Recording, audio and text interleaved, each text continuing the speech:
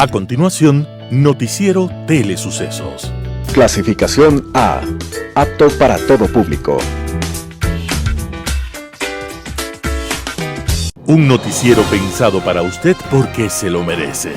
Nos acercamos a la realidad desde diferentes perspectivas. Noticiero Telesucesos.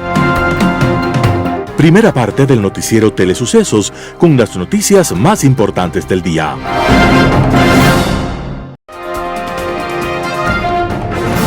Un día como hoy. Hubo en Roma un emperador que se creía Dios y que llegó a nombrar a su caballo senador de la República. El emperador se llamaba Calígula. Aquel gobierno dejó una historia de excentricidades y terror hasta que al final Calígula fue asesinado. En medio de la confusión, en pleno palacio de gobierno, la guardia pretoriana encontró a un hombre escondido tras una cortina. El tipo era Claudio I, alguien con fama de idiota, deforme, tartamudo, despreciado por todos, y en un acto burlesco fue levantado en hombros.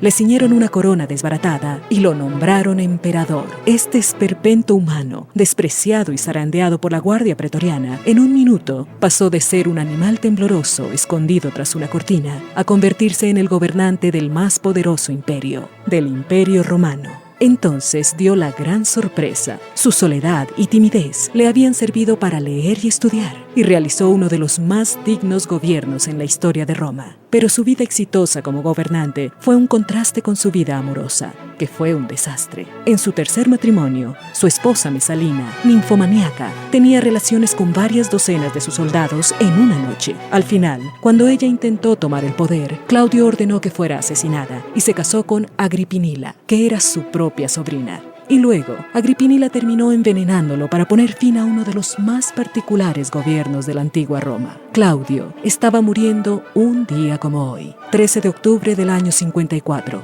y nos recuerda que no se puede menospreciar ni prejuzgar a nadie por su aspecto físico, y que aún los más poderosos son apenas simples seres humanos. Las principales noticias del día. Titulares. Se abren 3 caminos en el caso Fernando Villavicencio tras finalizar la instrucción fiscal. Por motivos personales, Ramón Correa Vivanco deja la gerencia de Petroecuador. En tributación de hoy, la contabilidad en la sociedad. Los editoriales serán de Simón Espinosa Cordero, La diosa democracia no admite ateos. Clever Mantilla, Cortes de luz y violencia. Rafael Ollarte, crimen y fuerzas extranjeras. Noticias del día. Se abren 3 caminos en el caso Fernando Villavicencio tras finalizar la instrucción fiscal. Tras 2 meses desde el asesinato del ex candidato presidencial Fernando Villavicencio, se cerró la instrucción fiscal.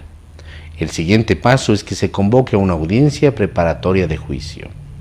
Para esta convocatoria hay un plazo de 1 semana y la fecha de la audiencia deberá no superar los 15 días desde la convocatoria. Una vez que esto suceda, hay 3 caminos judiciales. 1. Que la Fiscalía emita un dictamen abstentivo. Esto quiere decir que se determine que no hubo delito y se cierre la causa. 2. Que se emita un dictamen acusatorio de cada uno de los procesados, con lo cual la siguiente etapa sería ir a juicio. 3. Que haya dictamen acusatorio, pero que el juez determine sobreseimiento por falta de elementos probatorios. Previo al cierre de la instrucción fiscal, la Fiscalía emitió un comunicado en el que informó que un testigo protegido dio testimonio anticipado sobre lo ocurrido en torno al crimen de Villavicencio. Esta persona no es parte del proceso por la muerte del político, sino que está procesado por delincuencia organizada en una causa de microtráfico. El juez Renan Andrade había dispuesto que el testigo se presente 3 veces por semana en la Fiscalía, no pueda salir del país y que porte un grillete electrónico. Sin embargo, el 10 de octubre del 2023 la Fiscalía pidió al magistrado que revoque esas medidas por motivos de seguridad del testigo. El juez dio paso a esa solicitud. Ahora, esta persona ya no tiene medidas cautelares, sino que forma parte del sistema de protección a víctimas y testigos que dirige la Fiscalía, por lo que su identidad y ubicación tienen reserva. Por motivos personales, Ramón Correa Vivanco deja la gerencia de Petroecuador.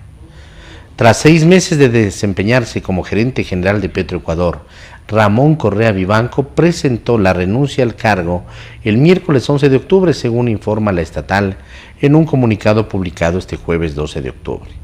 De acuerdo con la empresa pública, la dimisión del ahora exfuncionario se debe a razones personales y en los próximos días el directorio nombrará al nuevo gerente general.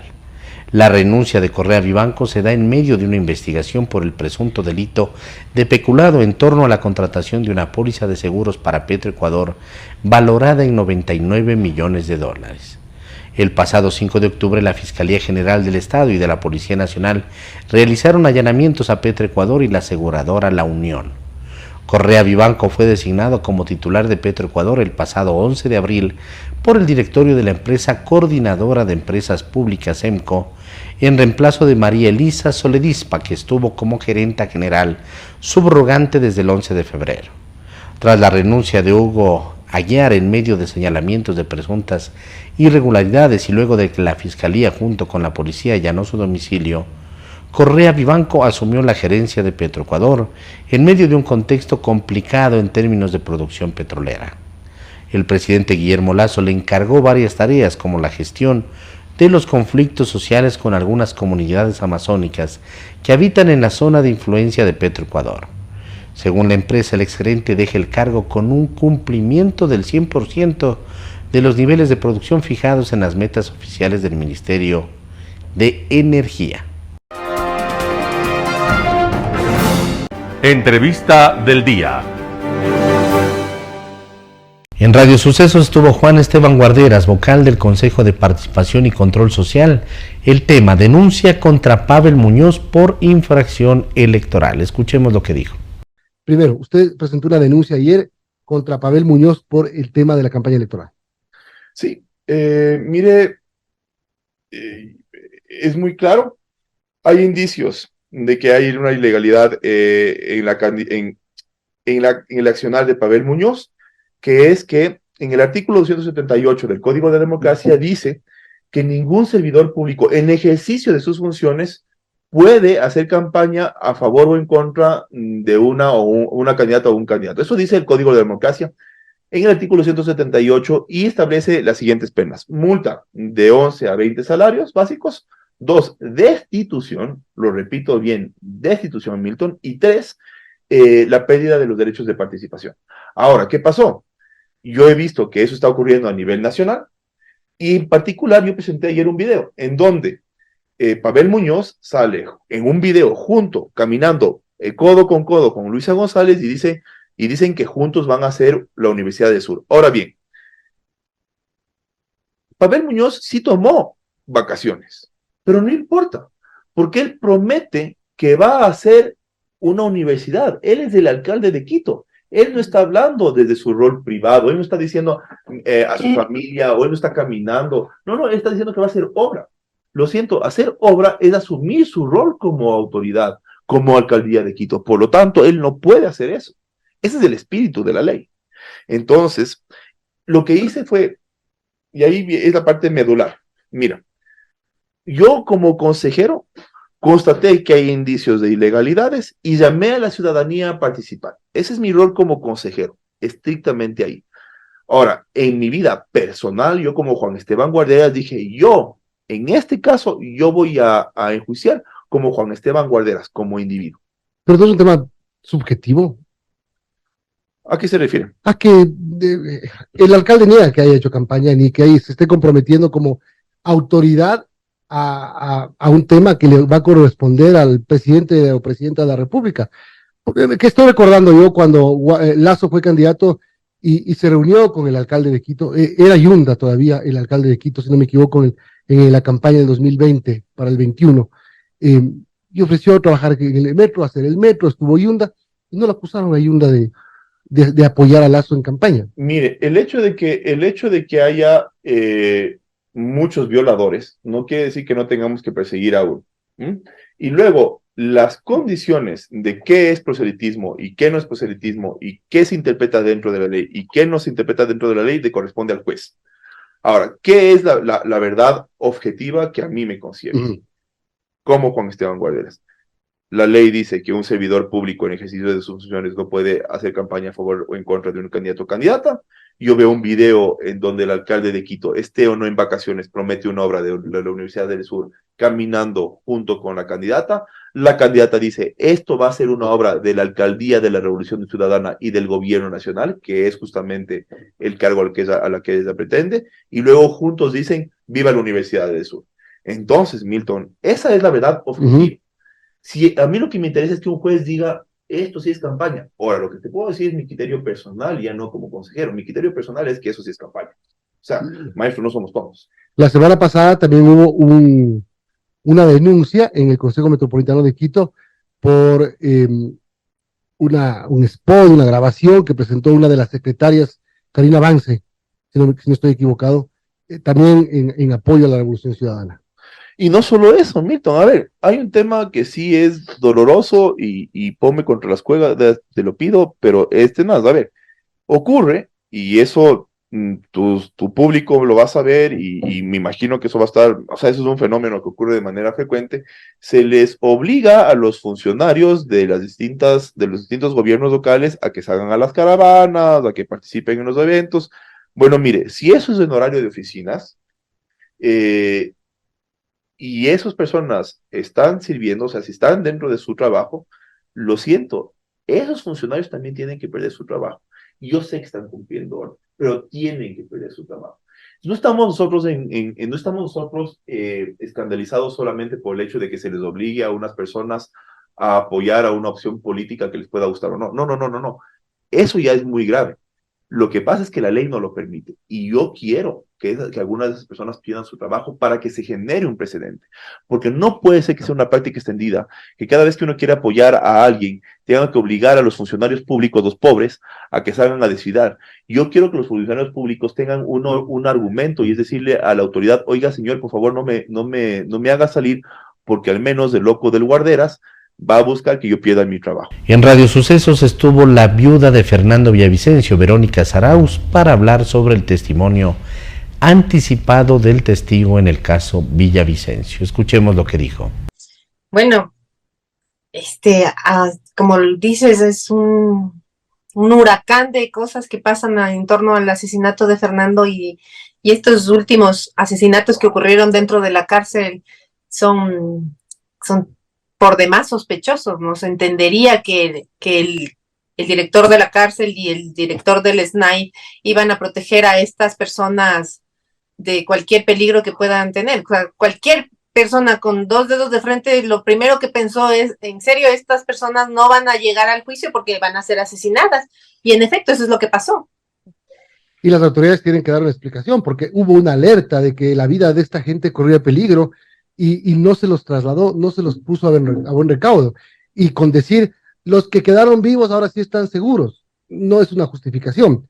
Pero bueno, por lo menos hubo un remesón fuerte en el SNAI y en la cúpula de la Policía Nacional, sin que necesariamente ellos sean los directamente responsables de lo que había pasado dentro de la cárcel. Ahora, este testigo que declara el domingo, ayer Cristian Zurita nos dio varias luces de cómo se produjo la declaración, el tuit de Rafael Correa, todo este tema que pasó durante un feriado en el Ecuador, que íbamos conociendo por las redes sociales.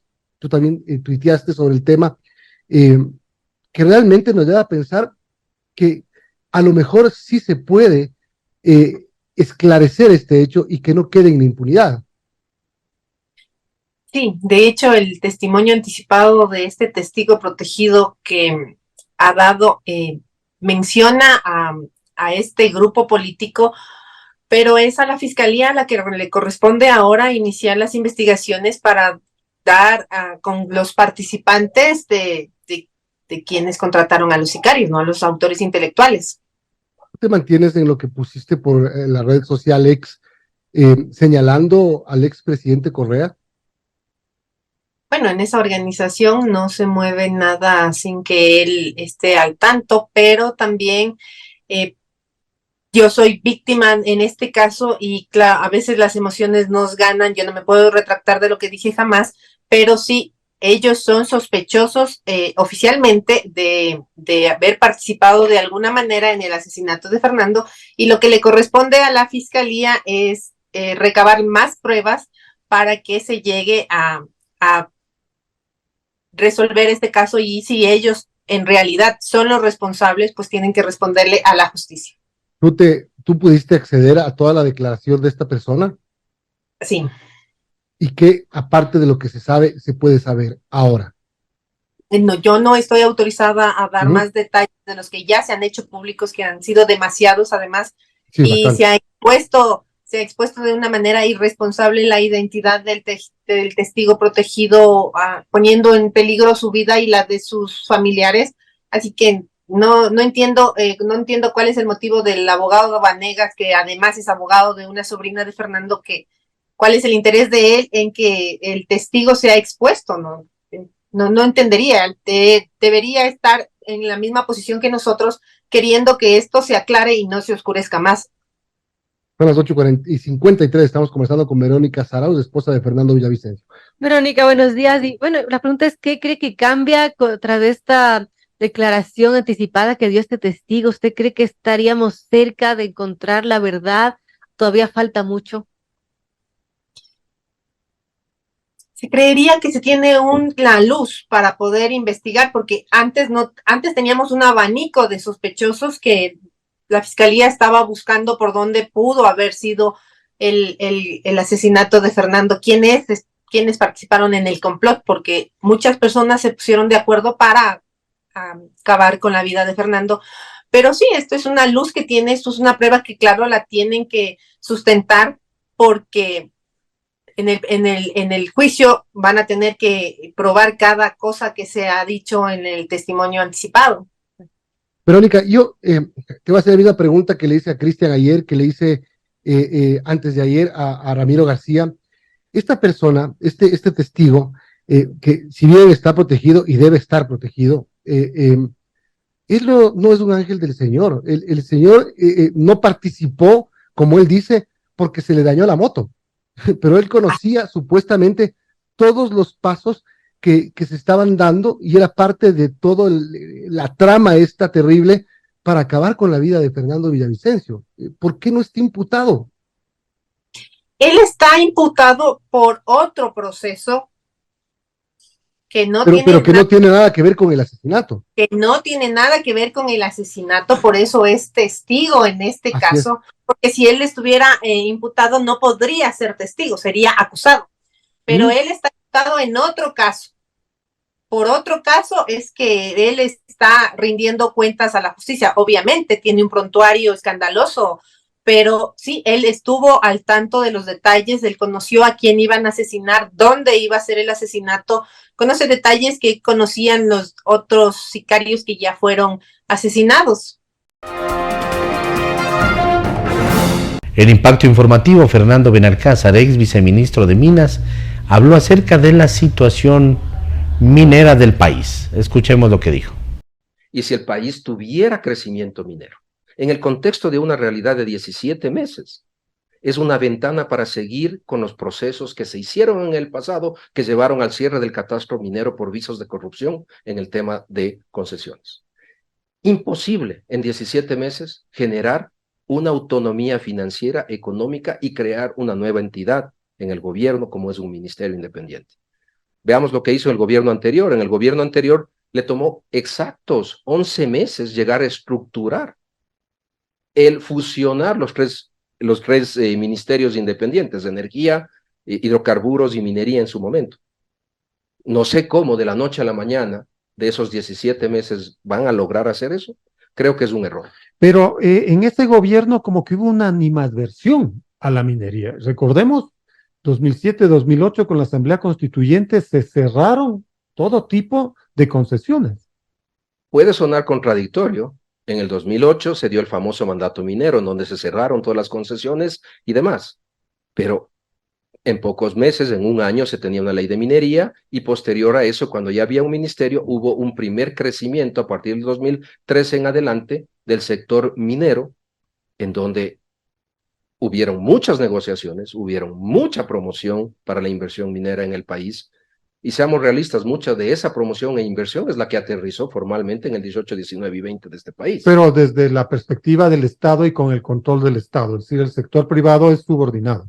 En este caso se firmaron apenas dos contratos de explotación minera que se firmaron en ese régimen, son los únicos existentes y vigentes en el país, y muchas concesiones entraron en fase de exploración.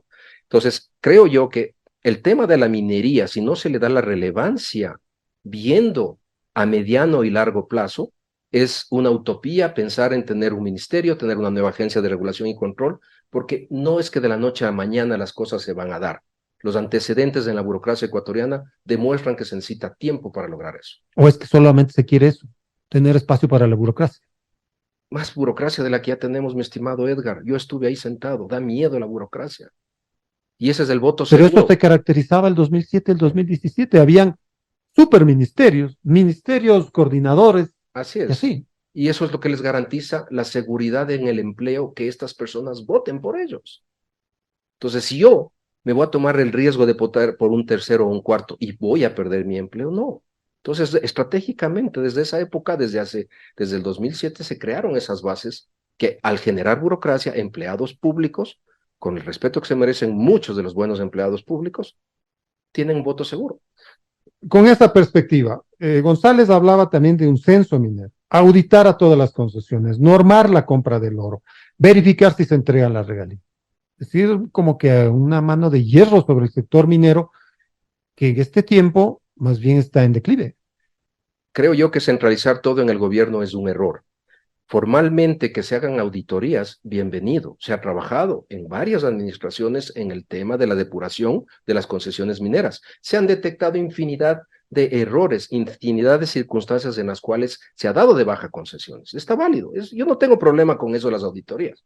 Pero restablecer controles desde el Estado, por ejemplo, la exportación en el 2019, la forma cómo se modernizó y se internacionalizó las prácticas de controles para la exportación de minerales en el Ecuador por primera vez en la historia del Ecuador, es la práctica que se utiliza en todo el mundo en los países que exportan minerales finos. Volver a centralizar en el gobierno, volver a centralizar en el Estado, solo va a dar corrupción, solo va a llevar a la corrupción. Brevemente, ¿cómo está finalizando la gestión minera en este espacio, en estos meses?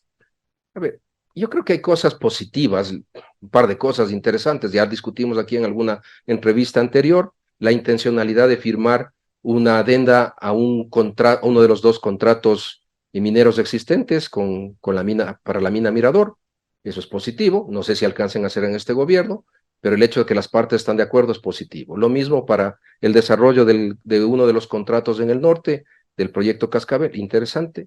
Y creo que algo que también es una primicia que hace un par de días estuve comentando, es que por fin el proceso que tuvo financiamiento, que nació de un crédito que pedimos al BID en noviembre del 2018, y hace 1 año y medio el BID aprobó el crédito, solo para ver la perspectiva de la burocracia. 4 años se demoraron. Para que salga la ¿Aquí aprobación. o en todo el Estados proceso Unidos? entre el Ecuador, Ministerio de Economía y Finanzas y BID. Ese proceso tomó 4 años. 3 años y medio. 3 años y medio. Tenemos la presencia, le hemos invitado por segunda ocasión a Noé Carmona. Él es chef ejecutivo de lo que es Noé, y esta cadena Noé, hablábamos que son cerca de 35 locales, contando lo que es Noé, Kobe, y los otros locales que existen. Este cariamangueño, ¿no?, que vino hace algunos años a la capital, que le robaron todo cuando llegó, medio llegadito a la capital con 18 años, le robaron todo ahí en la Loma Grande, en Santo Domingo, le bautizaron.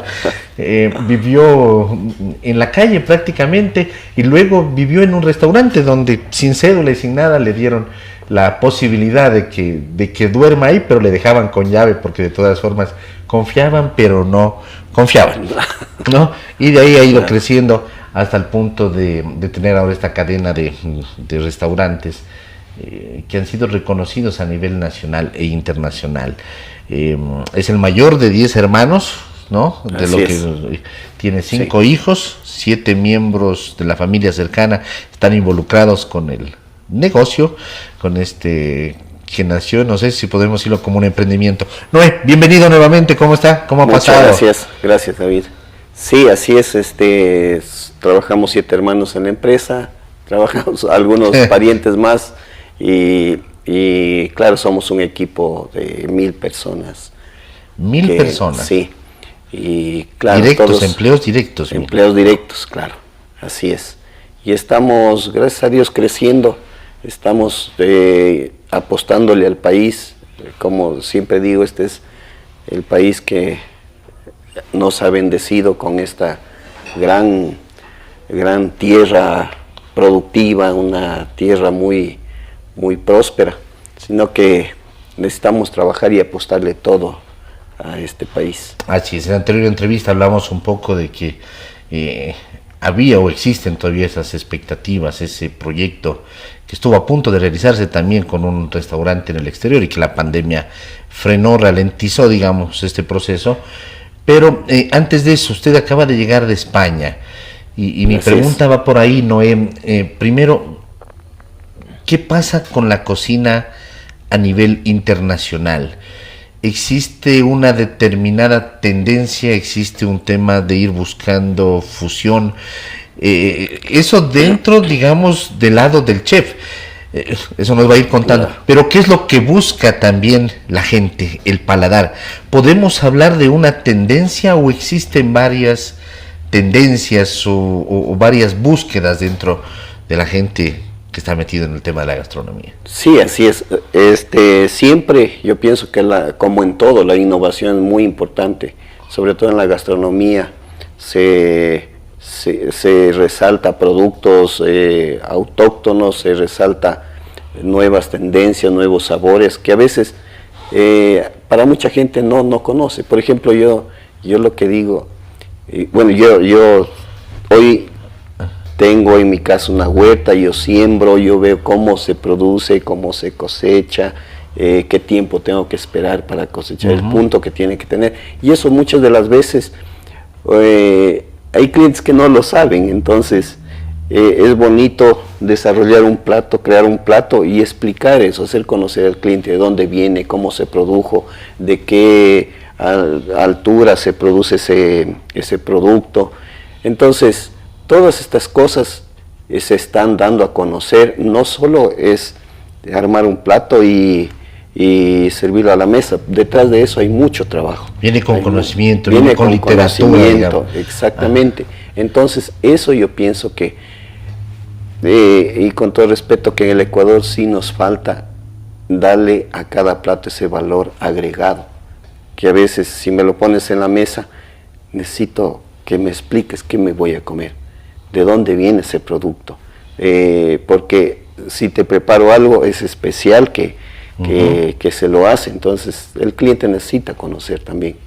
Y eso es lo que se está dando en el mundo y que le falta aquí en el Ecuador. Sí, yo pienso que ya estamos en esto de entendiendo esto, pero sí, como digo, detrás de cada plato hay una historia, hay una inspiración, entonces eso el cliente lo tiene que entender. Y claro, en Europa sobre todo, como es los pioneros en la gastronomía, hay cosas muy interesantes, hay nuevas tendencias hoy por hoy, nuevas técnicas de cocina.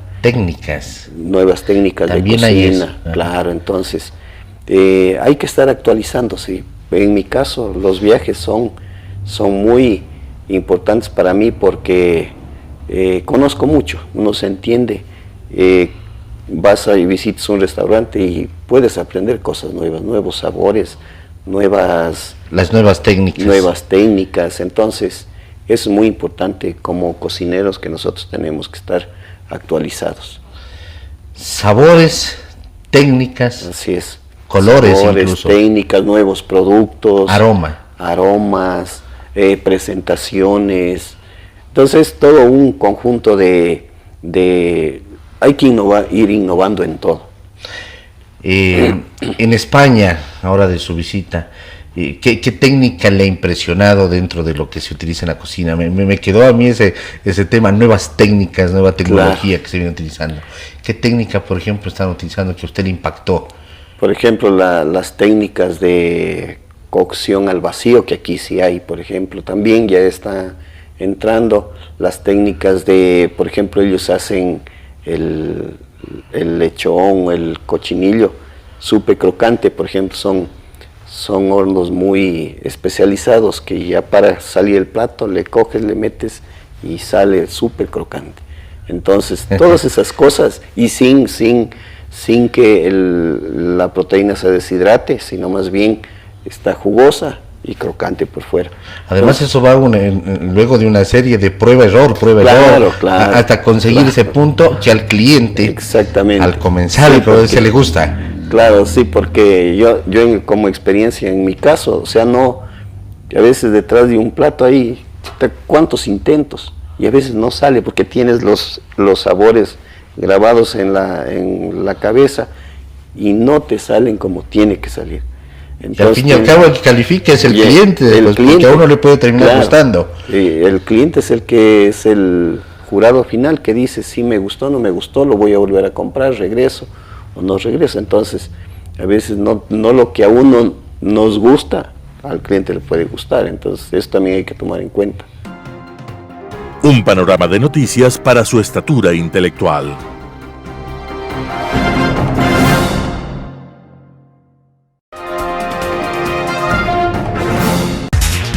Tributación de hoy con Cristina Trujillo. Soy Cristina Trujillo en su noticiero de Telesucesos de su programa Tributación de hoy. La importancia de la contabilidad. La contabilidad es una herramienta importantísima para todos los sujetos pasivos en cualquier régimen tributario. Me han preguntado si es importante considerar a la contabilidad en el régimen simplificado RIMPE, a pesar que la normativa tiene por sustancia principal hablar de ingresos y egresos. Y mi criterio personal es que sí. La contabilidad debe ser la base tanto del régimen RIMPE como del régimen general, porque a través de la contabilidad nosotros podemos tomar decisiones importantes como sujetos pasivos, ya que a través de la contabilidad podemos establecer varios factores importantes dentro de las tomas de nuestras decisiones económicas. La contabilidad es una herramienta fundamental, ya que nos ayuda a crecer ordenadamente dentro de nuestros negocios. Por pequeñitos que seamos, la contabilidad nos ayuda a generar información financiera confiable para proveedores, para clientes, para bancos, incluso para nuestros empleados. La contabilidad debe manejarse en un lenguaje sencillo. La contabilidad también se basa en profesionales de altísima capacidad que somos los contadores. Los contadores somos esos aliados estratégicos que les ayudamos a los empresarios, a los microempresarios, a los emprendedores a tener las cuentas claras. Los contadores somos profesionales íntegros que siempre estamos mirando que nuestros clientes estén cumpliendo con el marco normativo de una manera adecuada, el marco normativo laboral, tributario, financiero, y sobre todo apoyamos al crecimiento ordenado de los negocios. Cuando a mí me preguntaron si en el caso del régimen RIMPE las sociedades deben llevar contabilidad, mi criterio particular es que sí, ya que bajo el análisis legal tributario, toda sociedad debe llevar contabilidad. La contabilidad es una herramienta importantísima, ya que a través de la contabilidad podemos establecer cuál es el valor real de nuestros activos, entendiendo que el activo es todo lo que posee la compañía.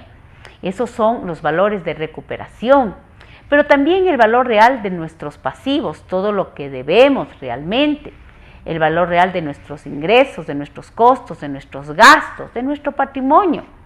La contabilidad nunca, de los nunca, será un costo innecesario, porque a través de la contabilidad incluso nos podemos proyectar para el financiamiento de bancos, del crédito a mutuo e incluso del crecimiento ordenado, porque como yo siempre digo, a través de tener la casa en orden, podemos crecer adecuadamente y seguir escalando dentro de los niveles de productividad que tanto necesita nuestro país. La contabilidad siempre estará presente en todos los regímenes impositivos y siempre estará acompañado de los profesionales como los contadores. Los contadores, ese profesional que habla varias lenguas, la lengua contable, la lengua laboral, la lengua financiera, la lengua tributaria. Profesionales que en el día a día vamos acompañándoles a los sujetos pasivos, a los declarantes, con una gran responsabilidad, lógicamente, haciendo ese trabajo del día a día, en cualquier tipo de negocio, en ese negocio que va de la mano del empresario, del emprendedor, ese profesional que con el paso de los años se ha ido capacitando y lógicamente buscando el crecimiento de nuestro país, tanto en el ámbito local como también en el internacional, hablando incluso ya de normas internacionales de información financiera como son las NIFs. Por lo tanto, mi criterio particular es que su negocio siempre tiene que estar de la mano con profesionales, que en este caso son los contadores, y llevando contabilidad por pequeñito que sea. Soy su amiga Cristina Trujillo y como siempre le voy a mantener súper capacitada. Editorial. La diosa democracia no admite ateos. Simón Espinosa Cordero. El próximo domingo 15 de octubre, bajo el acecho depredador de un fantasma prófugo y de un mundo patológico de fantasmas que le siguen y sirven, nuestra frágil democracia y nuestro destino quebrantado jugarán la que puede ser su última carta para escapar de esta inercia que nos lleva hacia la nada. Quizás en estas elecciones de naufragio o de reflote tengamos más pasión para votar por la vida y no por la pálida muerte que nos ahogará en el mar de USA donde nadie nos quiere y en los ríos de Hispanoamérica donde nos mirarán como personas desquiciadas. Hay diferencias entre democracia y democracia, las más desarrolladas y las que están en pañales. La nuestra, además, adolece de anemia institucional crónica. Figura entre las que más acusan esa pérdida de valor que ha enfermado la existencia humana. El sobrevivir extenuada por la incertidumbre en un mundo político ya sin caras, sino con máscaras que encubren la enfermedad de vivir con ligereza, de manera frívola e ilegal, y gozar sin tardanza de la función pública con voraz apetito y olímpica velocidad. Un concurrir a las urnas sin estar conscientes del país que queremos para nuestros hijos y de cuáles son los desafíos de la época han creado una desproporción que malgasta y desvaloriza el acto electoral. Lo hemos convertido en algo distante del imperio de los sentidos y más cerca de los juegos del azar. Por eso, precisamente, por eso, nos hemos sido gobernados como nos merecemos. Hemos elegido a quienes nos han llevado al narcoestado en el que sucumbe esta patria ensangrentada. Vamos a las urnas sin el honor y orgullo de que en esos minutos del votar somos protagonistas de la historia. Simón Espinosa Cordero. Cortes de luz y violencia, artículo de Clever Mantilla publicado en Diario La Hora. A pocos días del cierre de la campaña política, el electorado requiere acudir a ejercer su derecho al voto de manera responsable y estar informado sobre las posturas y propuestas de ambos candidatos finalistas. Al menos reconocer sus compromisos en materia de seguridad frente a la expansión del narcotráfico y advertir las garantías ofrecidas en contratación pública. Es preciso identificar las ofertas de gobierno en torno al impacto del calentamiento global y el paso del fenómeno climático del Niño. Hay que decidirse por una gestión transparente anticorrupción y de interés colectivo que solucione problemas como los apagones de energía eléctrica en ausencia de un régimen peregrino e insulso. La actual coyuntura sanitaria, política y medioambiental que vivimos obliga a impulsar una sociedad interconectada y organizada, con un líder que recupere valores de equidad, respeto, reconciliación, sensibilidad y solidaridad. Esto para superar los niveles de pobreza y razonar soluciones frente a los inusitados oleajes migratorios tanto de llegada como de salida de gente que provocan confusión, dolor y frustración. Hoy en un escenario ecológico dramático, pues los ríos no abastecen las hidroeléctricas y los racionamientos de luz se presentan sorpresivamente, la generación termoeléctrica requiere diésel y gas natural, lo que contribuye a los factores de mayor contaminación del aire, agua y alimentos. Situación que grafica las escasas políticas de prevención y planificación de las autoridades energéticas, quienes al culpar al ciudadano consumidor muestran únicamente su desmesurada mediocridad. Desinformación, delincuencia y cortes de luz. ¿Hacia dónde escapamos? Pues no es un chiste de incertidumbre noticiosa carecer de un cronograma de apagones, sino que empecemos un ciclo de retroceso económico, social e institucional alrededor de la toxicidad en la red eléctrica del país. La compra parcial a Colombia y Perú de energía eléctrica provoca pesimismo, zozobra, temor, desconfianza y ansiedad porque son países vecinos con similares condiciones climáticas. Y por las noches, los barrios peligrosos de las principales ciudades ya quedaron en completa oscuridad mientras el gobierno sostenía el embuste de que no habría cortes de luz. Empero, ¿qué viene de la mezcla de inseguridad, desempleo y apagones? Sin duda, desesperación, pánico y movilidad humana. Algo que el alcalde de Nueva York, Eric Adams, vino a palpar en su gira por América Latina, cuando las creencias sobrepasan las ideas y la llegada masiva en búsqueda de trabajo colapsa la capacidad de refugio y asilo de cualquier ciudad. Igual acá, tampoco la infraestructura y servicios, luz eléctrica y otros, nunca fueron pensados en la diáspora venezolana y la mal llamada ciudadanía universal del Correato. Creencia necia, enajenación y burdo populismo. Artículo de Clever Mantilla publicado en Diario La Hora. Crimen y fuerzas extranjeras. Rafael Ollarte, El Expreso. Al momento de escribir esta columna no me ha sido posible conocer el acuerdo que el gobierno ecuatoriano habría suscrito con el de los Estados Unidos, al parecer, con el fin de combatir la delincuencia organizada y el narcotráfico. He preguntado y buscado, pero nadie tiene el famoso instrumento. No entiendo ese secretismo porque más allá de la debida transparencia con la que se deben tratar estos asuntos, a la larga igual conoceremos su contenido y en este tiempo intermedio solo se fomentará la especulación. No sabemos si ese acuerdo sería una especie de Shrieper Agreement, que a través de los cuales los Estados Unidos colaboran con varias naciones, facilitándoles el hacer cumplir sus leyes y su soberanía en el mar. Se usan naves estadounidenses con oficiales nativos embarcados como forma de ejercicio soberano. Esos acuerdos son generalmente para la protección pesquera. En nuestro caso se extendería a la protección antidelincuencial y de narcotráfico. También se dice que tropas estadounidenses ingresarían a nuestro territorio para combatir a nuestras bandas delincuenciales. Naturalmente las observaciones vendrán. Desde la Constitución de 1830, el ingreso de tropas extranjeras debía ser aprobado por el Congreso o la Asamblea y su uso solo podía darse en caso de invasión exterior desde la de 1878, lo que se elimina en la de 1906.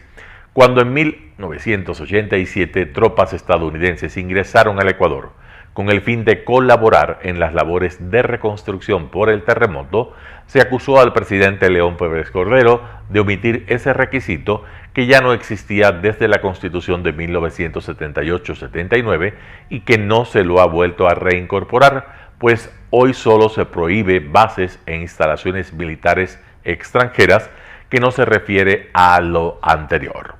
Por ello, no excluiría otras dudas. Como el ingreso debe ser autorizado, no se sabe si el acuerdo establece que debe ser específico respecto de cada nave y operación o si es más amplio. Tampoco si podrán esas fuerzas detener ecuatorianos con el fin de entregarlos a autoridades nacionales, considerando que incluso a los extranjeros no se los pueden llevar sin un proceso de extradición. Ver Haití tomada por la delincuencia, donde sus ciudadanos malviven en el terror, rogando una intervención internacional que solo es aprobada un año después, no debe ser nuestro destino. Rafael Ollarte, El Expreso. Noticias internacionales. La NASA halla agua y carbono en el asteroide Bennu que podría tener que ver con el origen de la vida. La NASA ha encontrado agua y alto contenido en carbono en una muestra de material traído desde el asteroide Bennu. Algunos científicos creen que asteroides como Bennu pueden haber traído a la Tierra los compuestos que más tarde permitieron el nacimiento de la vida. La muestra de unos 250 gramos es la más grande de un asteroide rico en carbono jamás traída a la Tierra. Esta misión llamada OSIRIS-REx recogió los materiales en 2020, regresó con éxito hace poco más de 2 semanas y los científicos han estado examinando cuidadosamente los fragmentos desde entonces. Bennu fue elegido por su riqueza en moléculas orgánicas y su órbita conocida. Se cree que el asteroide se formó a partir de fragmentos de otro más grande tras una colisión y tiene un tamaño de medio kilómetro. La NASA conservará al menos el 70% de la muestra para que sirva en investigaciones futuras.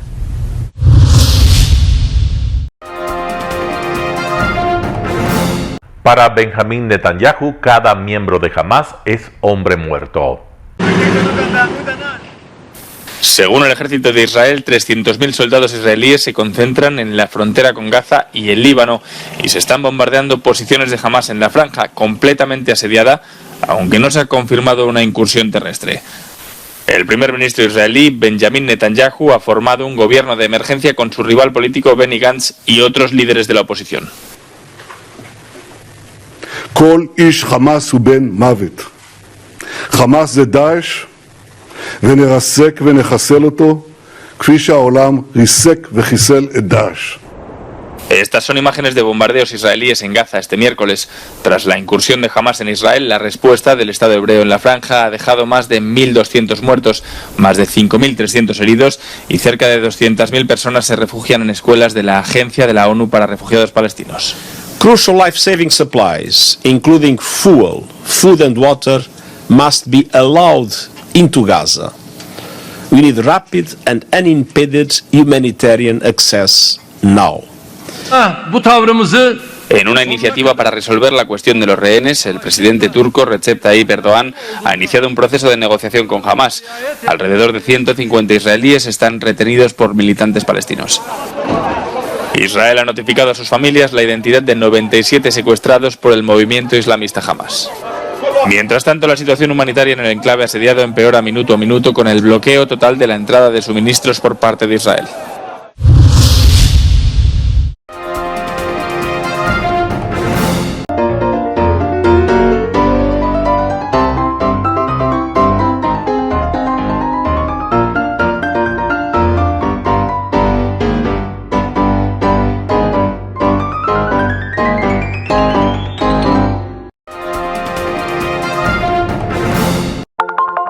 Telesucesos, Canal 29 UHF de la ciudad de Quito. Un canal de televisión abierta. Siempre inédito. Para una audiencia especial. Somos cultura, educación, salud, opinión calificada, normas de vida. Y todas las tardes, de lunes a viernes, desde nuestros estudios en Arena Telesucesos, escenario propio destinado a promover el deporte. En tiempo real. Usted y su familia, en su televisor, desde la comodidad de su hogar, disfrutarán de los partidos, eventos, campeonatos que realizamos diariamente de ecuavóley, básquet, box, lucha libre, cachascán, gimnasia, artes marciales, tenis de mesa, fútbol sala, transmisiones en vivo de los principales partidos de fútbol barrial y colegial. En fin, somos un canal inédito. Inéditos en el deporte, transmisiones de acción y conocimiento en el deporte, espacio diario conducido por el arquitecto David López todas las tardes, de lunes a viernes, de 4 a 5 de la tarde. Siempre inéditos y distintos, siempre jóvenes, personajes jóvenes de generaciones nuevas.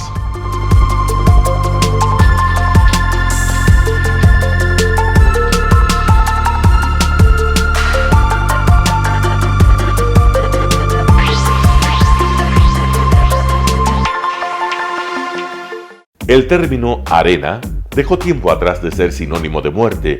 Hoy es un espacio de vida, de desarrollo de una de las actividades básicas del comportamiento humano, el deporte. que quizá, como ninguna, moviliza sentimientos y emociones, elimina como principio la violencia, intereses personales, trampas, desunión e intrigas. El deporte, con sus valores, solo deberá entregar mensajes de bien para mejorar las actuales estructuras sociales y políticas en deterioro en las que vive nuestro país. Hoy entregamos a nuestra audiencia de la ciudad de Quito deportes, y en especial a la parroquia de Calderón, uno de los sectores populares de mayor desarrollo de la ciudad, con una población estimada en 1 millón de habitantes, que están en contacto diario con el canal 29 UHF, presente con sus instalaciones deportivas en Llano Grande, su centro de gravedad. Telesucesos, desde nuestro estudio principal y en el de Arena Telesucesos, es el único medio de televisión que transmite de lunes a viernes 4 horas diarias de diversos eventos y novedades deportivas: el ecuavóley, básquet, tenis de mesa, halterofilia, taekwondo, esgrima, box, cachascán, gimnasia olímpica. Pueden ser observados en Canal 29 UHF y en todas las redes sociales en su televisión, sin ningún costo, desde la comodidad de su hogar, en nuestro canal y en las redes sociales. Arena Telesucesos es el escenario en donde el deporte tiene vida. Nuestros invitados y jugadores están en la cancha junto a usted y como nunca antes en la pantalla de su televisor, acercándole a un espectáculo inolvidable de luz, color y fiesta. Por fin usted encuentra el deporte que practica y que nunca es transmitido ni considerado por otros medios de comunicación con la importancia que nosotros le damos. El ecuavóley es el gran protagonista en una cancha con todos los estándares y comodidad para su práctica. Es el único deporte ecuatoriano con partida de nacimiento ecuatoriana. Somos inéditos, nos acercamos al deporte popular de nuestra gente que comparte nuestros esfuerzos. En Arena Telesucesos, aparte del atractivo de los eventos deportivos que transmitimos con nuestra señal a los televisores de su hogar, también entregamos muchos de los valores que encierra el deporte y en especial privilegiamos nuestra identidad nacional en el ecuavóley, jerarquizando su presencia como el deporte con partida de nacimiento en nuestro país. Telesucesos no solo entrega en su programación de deportes un espectáculo, sino que impulsa, privilegia y exige a quienes participan que sean parte de los valores y méritos que el deporte encierra: esfuerzo, superación, perseverancia, respeto, solidaridad, compañerismo, disciplina, puntualidad, sana competencia, honradez en la cancha y fuera de ella. La práctica deportiva siempre generará beneficios positivos para su cuerpo y entregará salud estable, pero refuerza además la identidad personal y premia siempre el éxito conseguido. Estamos entregando a nuestra ciudad con Arena Telesucesos un esfuerzo más de un medio que es fiel a su identidad y que a través de sus contenidos de salud, cultura, opinión calificada y ahora deportes, pretende difundir lo que, aparte del entretenimiento, requiere nuestra gente. Lo hasta ahora realizado está hecho con mucho esfuerzo, pasión y el entusiasmo de nuestra parte, de nuestros empleados, trabajadores y pequeños empresarios que creen en nuestras motivaciones. Hemos dado los primeros pasos para este proyecto que seguiremos haciéndolo gracias a ustedes. Telesucesos, el canal de televisión siempre inédito. El noticiero Telesucesos es retransmitido de lunes a viernes a las 7 horas por Radio Planeta Sur 106.1 FM de la ciudad de Loja. Noticiero Telesucesos.